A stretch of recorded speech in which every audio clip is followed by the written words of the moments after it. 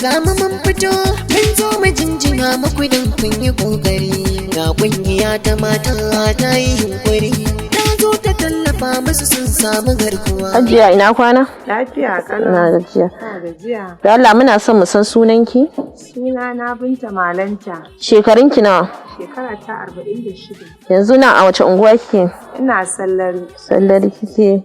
Local government ɗinki? Tarauni. Tarauni. Kina da aure ne? Ina da aure.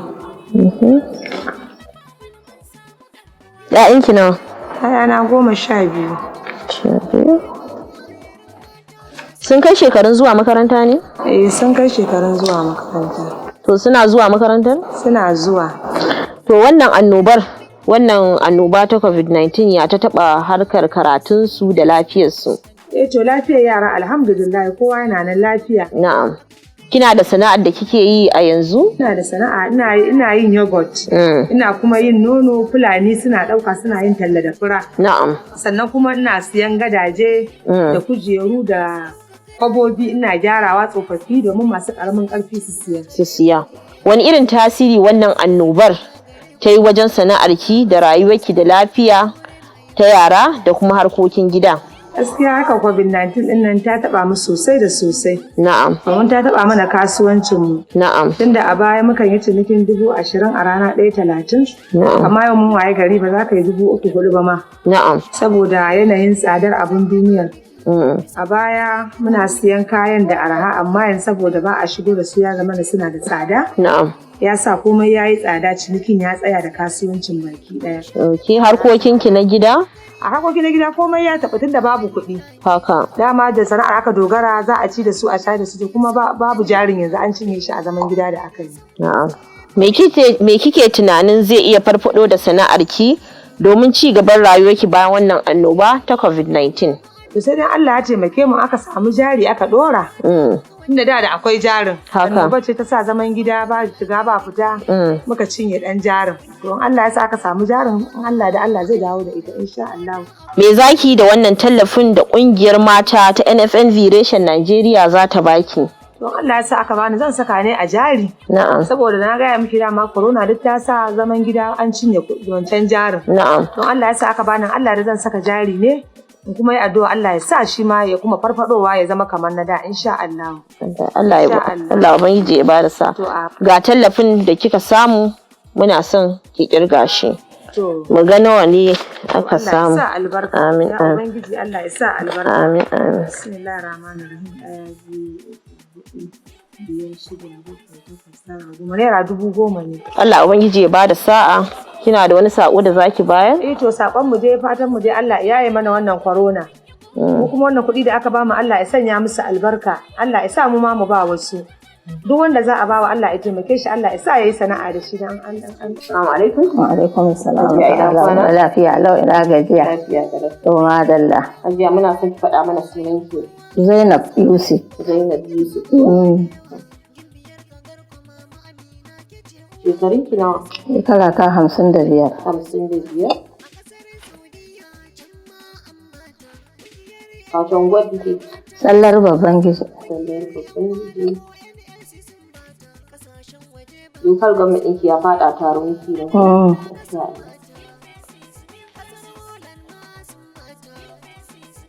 Kina da aure ne?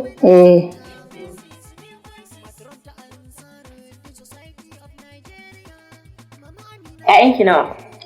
9. 9 ‘ya'yanki 9? Masha Allah. Sun kai shekarun shiga makaranta ‘ya'yan naki? Duk sun magidanta ne maza. Matan kuma 3 suna gidan mazansu. Na'am. To ya annobar ta taɓa? To mu dai muna jin ta dai, amma mu dai har yanzu ko me ita ba mu taɓa gani ba, ko ba gaskiya ba. Na'am. Ko me ita ba mu taɓa gani ba. Haka. Muna jin dai labari kuma ta shafi kowa kamar wannan tsuɗin a guri ɗaya. Na'am. Ko ba gaskiya ba. Haka. To kina da sana'ar da kike yi ne? Wace iriyar sana'a kike yi? Nakan yi man kwakwa, nakan yi man riɗi, su dai sana'ar dai.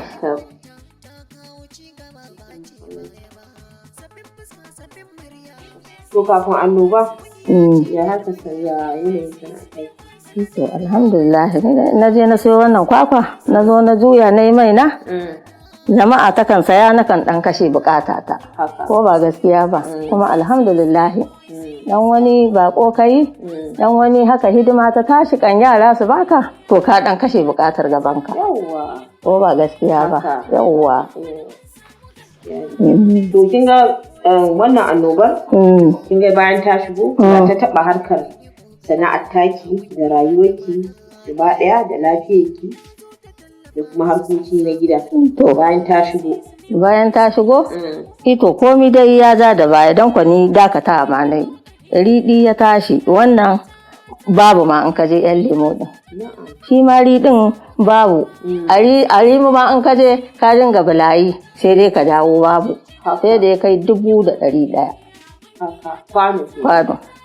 Ita ku kwakwar babu ma da. Amma yanzu ta zo alhamdulillahi. Amma dozin 2,000 a yanzu haka. To ya kike tunanin za ki iya farfado da harkar sana'ar taki bayan wannan annoba insha Allah ta tafi? To, in dai ana samun dan saukin ta. Ni dai na miƙa wuya ita zan dinga yi tukuru ko ba gaskiya ba. Saboda alhamdulillah ba abin da zan ce. Yawwa, mun gani? Ko mun tsadarta dai aka dan kukuta mai nema dai yakan samu. Yawwa.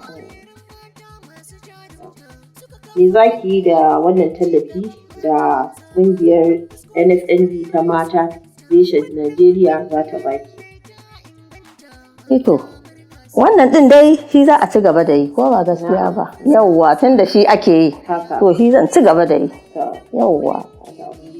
Amin ya rabbi, amin ya rabbi. To Allah ya saka da alkhairi. Allah Ubangiji ya ba mu sa'a. Allah ya ƙara ɗaukaka, ya ƙara imani. Mun gode. Assalamu alaikum. Lafiya la ina gaji an tashi lafiya? Ya ruwa? Lafiya. Muna son mu san sunanki da Allah. Sunana Rabi Sulaiman. Shekarun ki nawa? 53. Wace unguwa ke? Ciranci. ‘Ya'yan ki nawa? Ana 7 ne. 7 ne? Sun kai shekarun zuwa makaranta? Sun kai. Suna zuwa makaranta? Suna zuwa. Ya wannan annobar ta taɓa su? Ta taɓa yanayin karatun su da lafiyar su?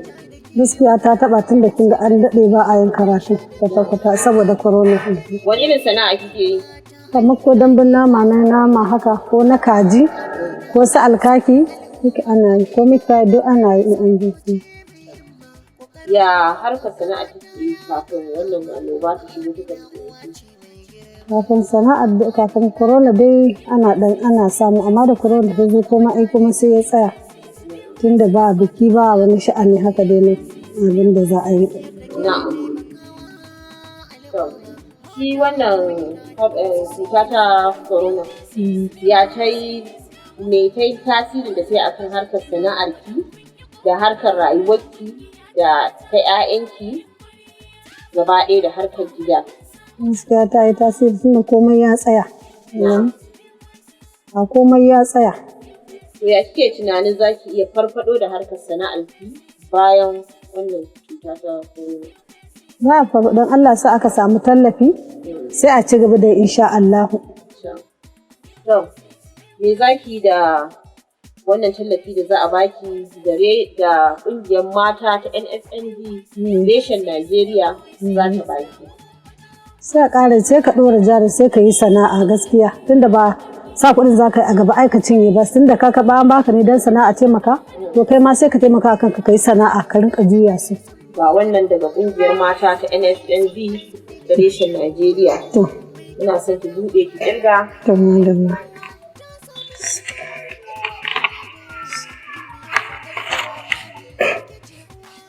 $10,000.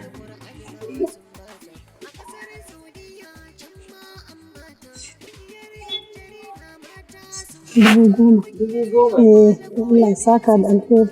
Zaki akwai wani shawarwari da za ki iya ba wanda aka bawa wannan tallafi? Kuma sako da za ki iya bayarwa? Duk wanda aka bai saboda Allah an ba shi ma don ya taimaka ka sato ba ka aka je ka sa kuɗin a gaba kai sharholi aka kashe a banza ba. In ka ɗora jarin Allah ya taimaka maka za ka iya juya kai ma ka rinka samu kana samun ɗan wani abu kana ajiyewa a cikin misali ko kaga ka ƙaru ma an baka yanzu in ka tsaya ka saya yanzu sai ka je ka kashe su a kasuwa ko amma in ka adana din kana jiya Allah yadda kana samun wani abu kana dan yaga kana fitowa to wata sai ka ga kai ma ya karu insha Allah yadda amin. Assalamu alaikum. Aminu alaikum salam. Ya sunan ki malama? Sunana Karimatu Ma'aruf. Shekarun ki nawa? Shekara ta 35. A wace unguwar kike? Ina nan Kwana Disa. Kina da aure ne ko babu? A'a ba ni da aure. Mijin na ya rasu. Mijin ki ya rasu? Allah ya ji ganshi. Amin. Ƴaƴan ki nawa? ƴaƴana 9. 9?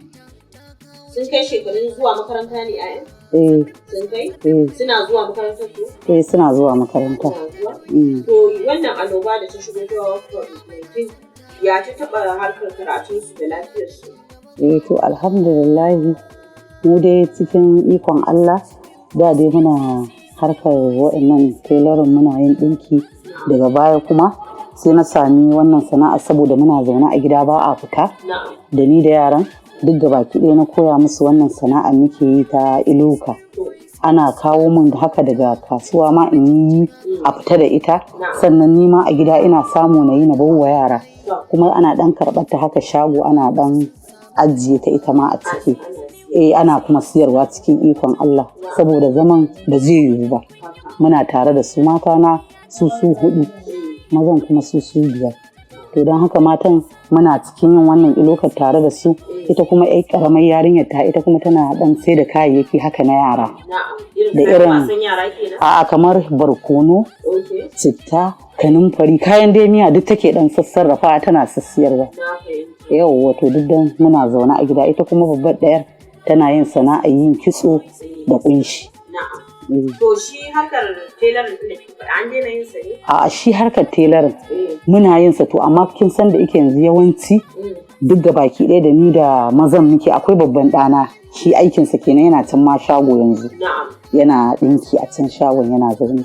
To su kuma yaran haka kamar namu na gida an aka kawo da ni da yaran za mu haɗu mu da ni da su. Akwai ƙaramar ƴata guda ɗaya da take ita ma aikin tailoring ɗin. Kenan sana'ar ki ne wannan iloka da kike yi ko? Yawa kuma cikin ikon Allah sai a kamar gwangwani 10 haka a fita da ita. Yanzu ma wani yaro ne ya aiko aka yi masa gwangwani 3 aka fita da wacce ragowa kuma aka ajiye ta a gida.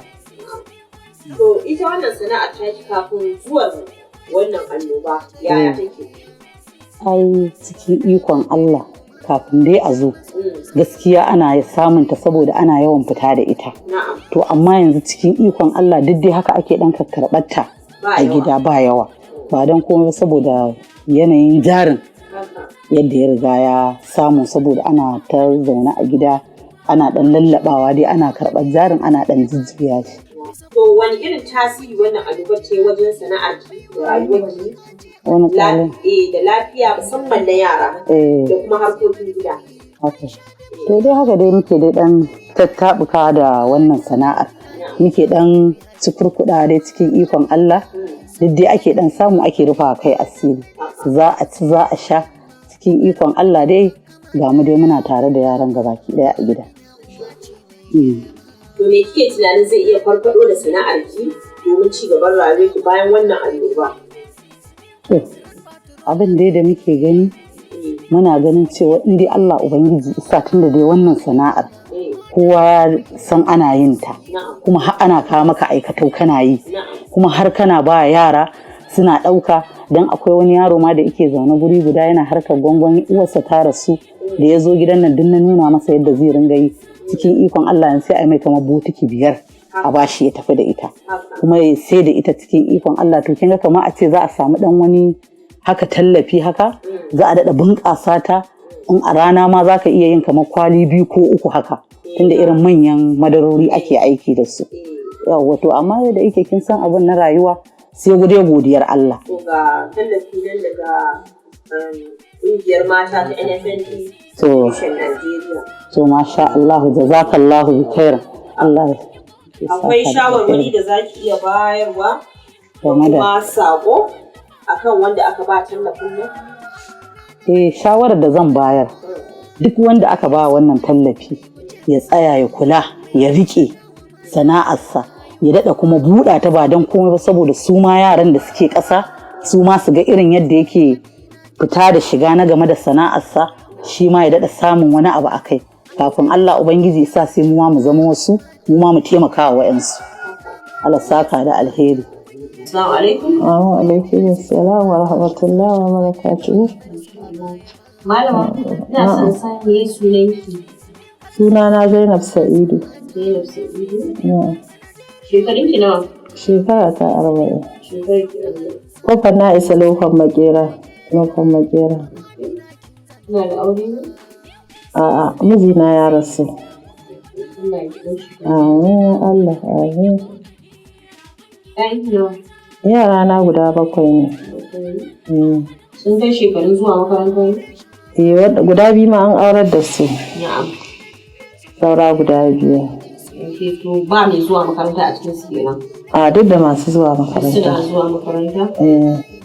Wani ƙalubale kika samu a harkar lafiyarsu da karatunsu akan wannan annoba ta COVID-19 da ta shigo? Ya na annoba ta COVID-19 na fuskanci matsaloli da dama waɗanda suke ban taɓa zaton zan fuskanci kaina a cikinsu ba.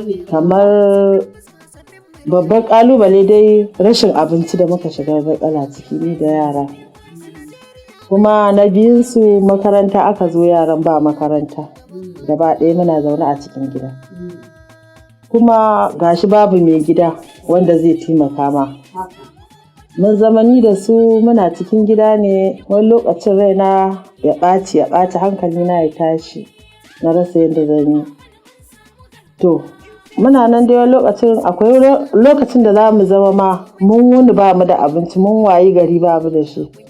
Sai dai na ce da yaran su ɗebo ruwa mu tofa bismillah a ciki mu sha. Wanda dai nake ganin ita wannan bismillah ita ce ƙarfin da na dogara da Allah da ita wadda nake ganin za ta kiyaye mana wasu matsaloli a jikinmu. To, kuma dai gashi nan a haka dai ake ta tofarawa. To harkar lafiyar su ba a lokacin wannan annoba ta corona? Gaskiya shi ma mun shiga matsalolin rashin lafiya. A yanzu ma ni bani da lafiyar wallahi. Sai dai ba su in na ɗan yi ciniki ce su je kemis su siyo saboda idan ka je asibiti magani za a rubuto maka magani ko ba ka da kuɗin siya ina ka ga zuwa asibiti. Dole sai kana da kuɗi da za ka siya magani sannan za ka asibiti. Wani lokacin sai da daddare akwai mahaifiyata akwai ran da ni kaina ina kwanciya su yaran ba su san yadda za su yi min ba. Nan ta zo ta ringa kuka tana ya za ta yi dan nace ta yi haƙuri. Komai na Allah ne da abin da kika ga ya faru bawa daga Ubangiji yake. Domin dogara gare shi Allah shi zai mana magani. To akwai yarinya ta ɗaya nan ta ringa zagawa gurin wani malami tana cewa Allah ɗan taimaka iyo min rubutu a hansu ba ta da lafiya. To shi ne ma dinga yin rubutun yana ba ta tana kawo mu. To a haka dai a rubuto ɗan siyo paracetamol da siyo vitamin C wani lokacin maganin mura gashi nan dai haka. A haka yanzu dai muke nan kuma har Allah ya ɗan sawaƙe mana ya ɗan ɗaga mini da su. Amin. Kina da sana'ar da kike yi? Ina ɗan yin awara. Awara nake yi kuma jarin ya karye ne shine matsalar da muka fuskanta ma a ciki. To kafin wannan annoba ta COVID-19 ta shigo, ya harkar sana'a ta ki take? Ina yin sana'a ina yin awara da safe, ina yin da rana, ina yin da daddare. So uku a rana. To amma da jarin ya karye sai ta nema babu jarin da ya zama zan yi shi a wannan lokacin sau uku nan yadda nake gani da ina fuskanta sai ya zama na babu shi. Saboda haka sai kasance sai kawai abin da aka samu abin da na yi shi kenan in ta kare kawai babu sai dai a kai wani lokaci tunda jarin sai na gama na kai kuɗin zan karɓo wani waken da zan zo sarrafa da man. To yake tunanin za ki iya farfaɗo da harkar sana'a taki idan bayan wannan kuma za ki iya tallafa wa rayuwar ki kanki? Yake tunanin za ki iya? To, tunanin da guda ɗaya ne gurin Allah yanda idan Allah ya kawo mana mai taimako Allah ya taimaka mana muka samu jari da sauransu shine abin da muke gani za mu samu mu ci gaba a kai. Me za ki da wannan tallafi da ƙungiyar mata ta NFNV reshen Najeriya za ta baki? Alhamdulillah, mun wa Allah godiya, sai mu ce Allah ya ƙara ɗaukaka ta na ɗaya ita ƙungiyar nan da za ta ba mu taimako. Abin da ta ba mu Allah ya saka musu albarka, za mu ƙaro jari, sai kuma harkar yara na makaranta idan Allah ya sa an dawo normal, za ka sai kayan makaranta na yaro tun da dama duk abubuwan wasu sun lallace. Yanzu za ka dawo ka siya wa yaro uniform, ka siya littattafai, kuma ka ga me za ka ɗora a kan jarinka. Abin da Allah zai sa maka albarka, ka ci gaba da sarrafa rayuwarka da ta 'ya'yanka. To sai da Hajiya ga tallafi nan daga ƙungiyar mata ta NFNV. To Allah Ubangiji ya saka da alkhairi, Allah ya saka da alkhairi, Allah ya ƙara buɗe, Allah kuma ya ɗaukaka ta, kuma Allah ya ɗaukaka ku. Kuma abin da aka ba mu Allah ya saka masa albarka. Allah ya saka mana albarka a ciki. Allah ya amfani zuri'a ku kuma baki ɗaya. Allah ya saka da alkhairi. Wasu shawarwari za ki iya ba mu akan wa'anda aka ba tallafin nan? Da kuma saƙon kina da shi? To, shawarwari ni dai da zan iya cewa wanda aka ba wa tallafi, Allah Ubangiji na farko idafa mana, ya sa mana albarka a ciki. Kowa abin da aka ba shi Allah ya yauƙaƙa, ya sa mai albarka a ciki, kuma Allah ya ba mu ikon yin abin da aka ba mu yi da shi. Yara kuma Allah ya raya, ya shirya mana da su. Ita kuma wannan ƙungiya, Ubangiji Allah ya saka mata albarka, ya ƙara mata albarka, ya albarkaci dukkan abin da take yi a cikin al'amarinta. Assalamu alaikum Hajiya, good afternoon. Alaikum salam, afternoon madam. Please can you tell us your name? My name is Hajiya Binta Hassan. Your age please? 56. The location of your farm? What's the name of the area and the local government? And it's near Hamida, Kumbotso local government. The name of the area? Is it Enshana?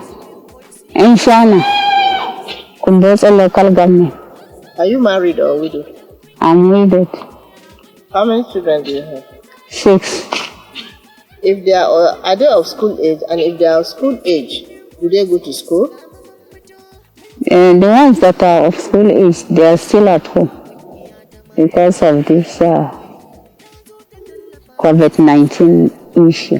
So that's why we need to ask, how has the pandemic affected their education? So they've been home, and once they are home, there's too much pressure on food and the rest. Do you have an existing business? Yes, I'm into poultry. Poultry, birds? Yes. Chicken.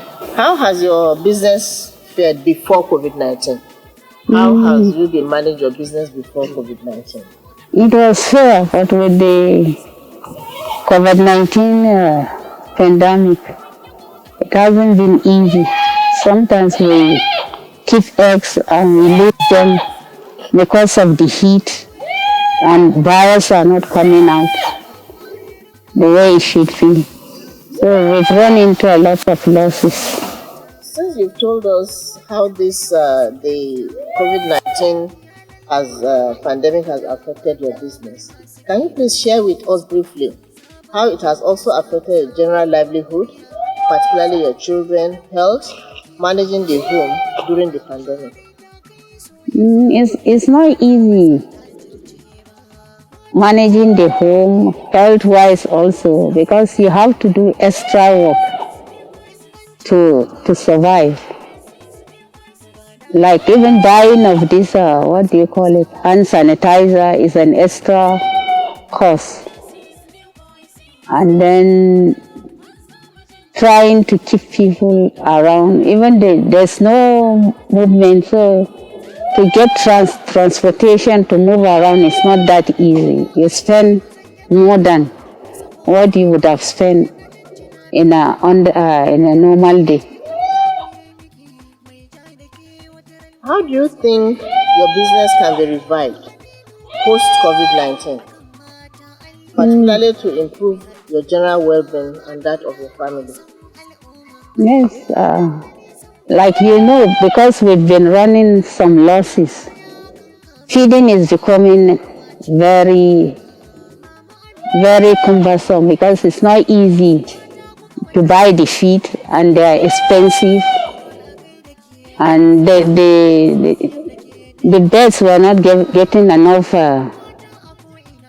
care like before the pandemic, compared to the pandemic period.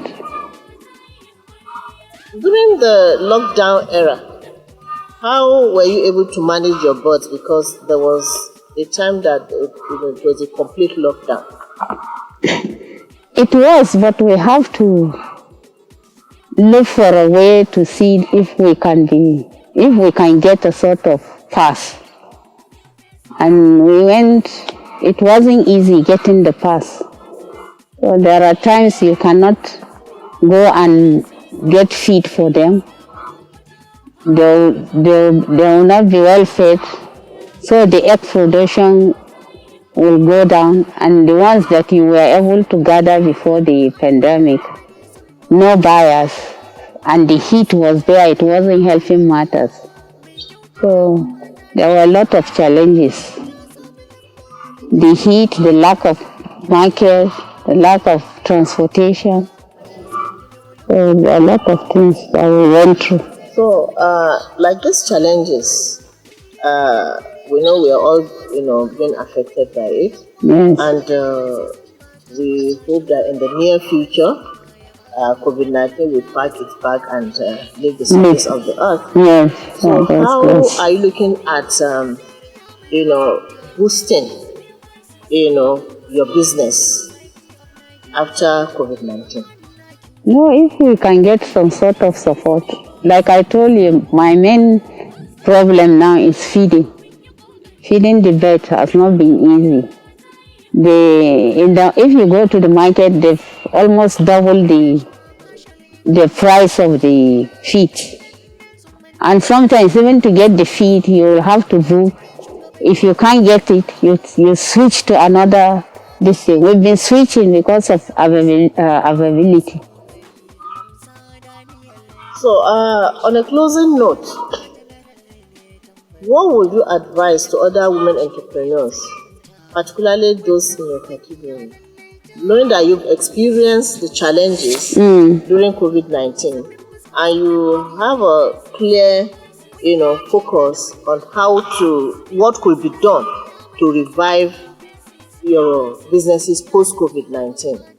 What are the advices you need to give, fellow women entrepreneurs, not just the ones that are into farming like you, but into other sectors? This thing is just one has to be very serious with whatever he's doing, and the slightest alert you're able to get, utilize it and keep something in this thing. Like before, when they were saying there's coronavirus, this and that, I was able to buy some food.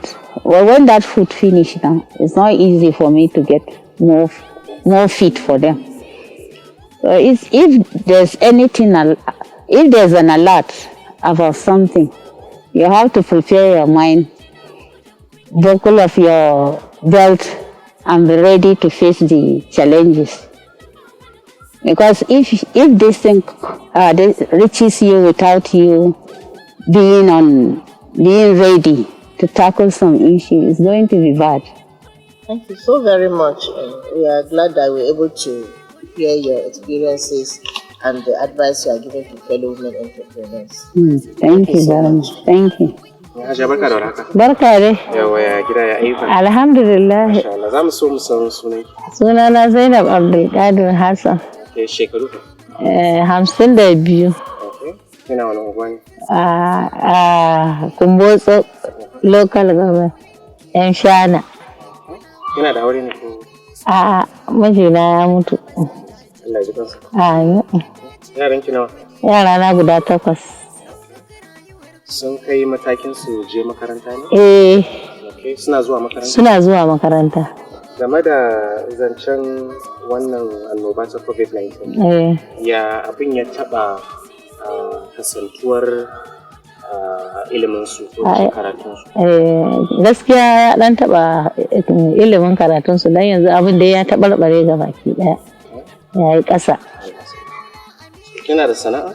Ina da shi. Menene sana'a da ke? Ina kiwon kifi, ina kiwon akuyoyi. So, wani irin tasiri ko kuma mu ce kalubale kika fuskanta? Gaskiya na fuskanci kalubale a cikin irin wannan lokacin na shi coronavirus din. Za ki yi mana bayanin ire-iren kalubalen da kika fuskanta? To, kamar kaga kuɗaɗe sun yi ƙasa, cinkin ma ya yi ƙasa, sannan ga abinci ya yi tsada. Kudin mota ma da zaka biya ka taho guri shi ma matsala ne. So me kike tunanin zai iya wato farfado da sana'ar bayan COVID-19 idan Allah ubangiji ya sata da? In wannan abun aka samu ya dan idan watakila mu samu abun ya dan farfado in Allah ya yarda.